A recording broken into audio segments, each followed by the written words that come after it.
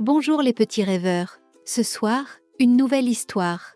Léo et le rugissement du cœur. Dans la savane baignée par les doux rayons du soleil, Léo, le lion au grand cœur, avait enfin appris à rugir, grâce à son incroyable aventure précédente.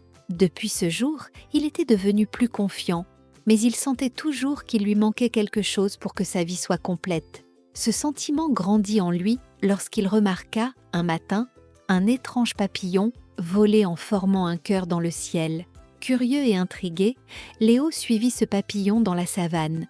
Chaque battement d'aile semblait murmurer une invitation, une promesse d'aventure.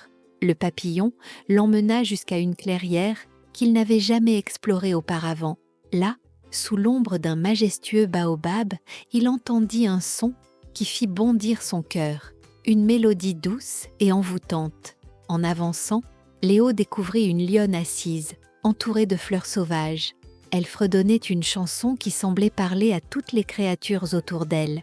Les oiseaux s'étaient posés pour l'écouter, et même le vent semblait danser avec sa voix. Léo était fasciné. Il n'avait jamais vu une lionne comme elle. Sa crinière, légèrement plus claire que celle des autres, brillait sous le soleil, comme si elle portait des étoiles.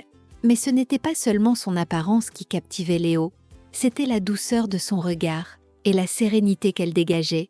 Un peu intimidé, Léo s'approcha doucement. « Bonjour, je suis Léo », dit-il timidement. « Je n'ai jamais entendu une voix aussi belle que la vôtre. » La lionne tourna la tête et lui sourit. « Bonjour Léo, je suis Mala. Merci pour ce compliment.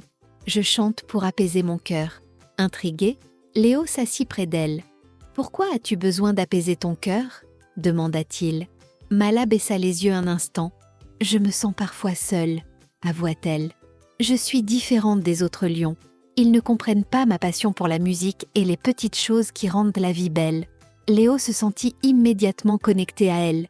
Lui aussi avait longtemps été différent, incapable de rugir comme les autres lions. « Je comprends ce que tu ressens, » dit-il doucement. « J'ai aussi été vu comme différent, mais j'ai appris que ce sont nos différences qui font notre force. » Ils passèrent le reste de la journée à discuter, à partager des histoires et des rires.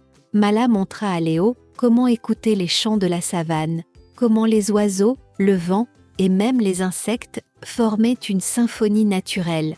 En retour, Léo lui parla de son aventure pour trouver son rugissement et de ce qu'il avait appris sur le courage et la confiance en soi. Au fil des jours, Léo et Mala passèrent de plus en plus de temps ensemble.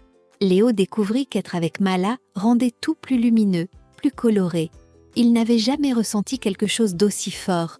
Un matin, alors qu'il se promenait près d'une rivière, Mala demanda à Léo « Qu'est-ce qui te rend heureux, Léo ?» Il réfléchit un instant avant de répondre « Toi, Mala, depuis que je t'ai rencontré, je comprends enfin ce que je cherchais. Quelqu'un avec qui partager mes rêves, mes joies et mes différences. » Mala rougit légèrement, puis sourit. « Tu sais, Léo, tu es la première personne qui m'a fait sentir que mes différences étaient une force. Merci pour ça. » Léo prit une grande inspiration. Il savait que c'était le moment. Il posa une patte sur le sol, leva la tête et poussa un rugissement puissant et clair. Un rugissement qui résonnait comme une déclaration. La savane entière sembla s'arrêter pour écouter. Mala éclata de rire. C'était le rugissement le plus sincère que j'ai jamais entendu.